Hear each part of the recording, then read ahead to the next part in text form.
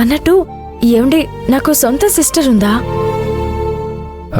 అది ఓహ్ లేదా. పోనీ అమ్మ? ఓ అమ్మ కూడా లేదా? అసలు మా ఇంట్లో ఆడవాళ్లే లేరా నేను తప్పితే? సిరి, ఇప్పుడు అవన్నీ ఎందుకు? ఏంటండి ఎప్పుడు అడిగినా మాట దాటేస్తుంటారు. పోనీ నేను అడిగిన వాటికి జవాబు చెప్పకపోయినా పర్వాలేదు. నేను అనుకునేది ఒకటి చేస్తారా?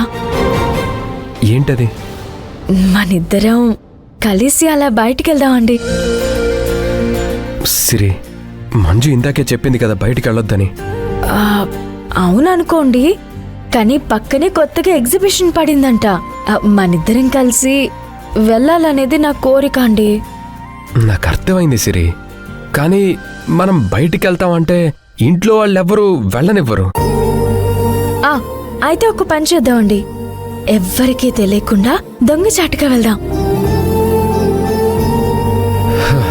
సిరి, అలా వెళ్ళామని ఇంట్లో వాళ్ళకి తెలిస్తే పెద్ద గొడవ అవుతుంది.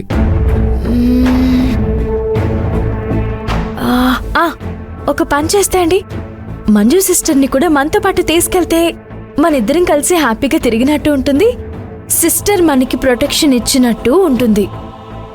తను వచ్చింది అందుకే కదా, ఏమంటారు? మనిద్దరం చట్టపట్టాలేసుకొని తిరుగుతుంటే మంజు మనకి ప్రొటెక్షన్ ఇవ్వటం పక్కన పెట్టు, పడి పడి ఏడుస్తుంది. తన బాధ నేను చూడలేను. ఇటు నీతో హ్యాపీగా ఉండలేక నిన్ను బాధ పెట్టలేను. ఏంటండి మాట్లాడరు? అదే ఆలోచిస్తున్నాను సిరి. ఇంతకు ముందు జరిగినట్టుగా మళ్ళీ మనపై అటాక్ జరిగితే ఆ అటాక్లో నీకు మంజుకి ఏమైనా జరిగిందంటే నేను తట్టుకోలేను సిరి. ఇప్పుడు కాదులే, ఇంకోసారి మనం బయటికెళ్లే ప్రోగ్రాం నేను ప్లాన్ చేస్తాను, సరేనా?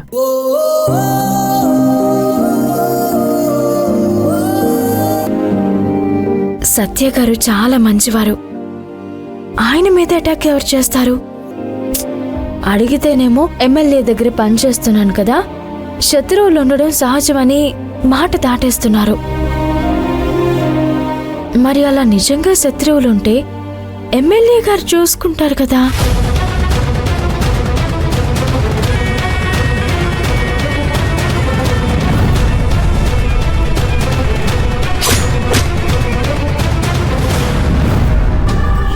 ఒకవేళ కనుక ఆ అటాక్ నా మీద కనుక అయ్యుంటే నా వల్ల ఈ ఇంటికి, సత్య గారికి సమస్యలు వస్తాయి కదా.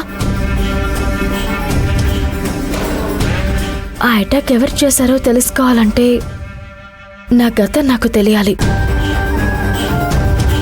ఎస్, నా గతం తెలుసుకుంటేనే ఏదో ఒక సొల్యూషన్ దొరుకుతుంది.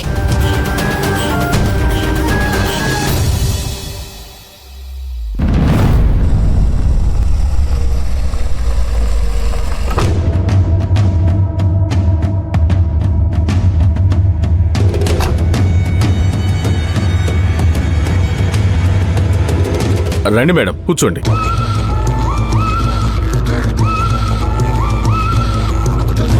మాట మర్యాద బాగానే ఉంది, కానీ ఆ కాకి పిల్లని నా ఇంటికి డ్యూటీకి ఎందుకు పంపించారు? తెలుసు కదా, ఆ అమ్మాయి ఒకప్పుడు నా కోడలు. గొడవలొచ్చి విషయం విడాకుల వరకు వచ్చింది.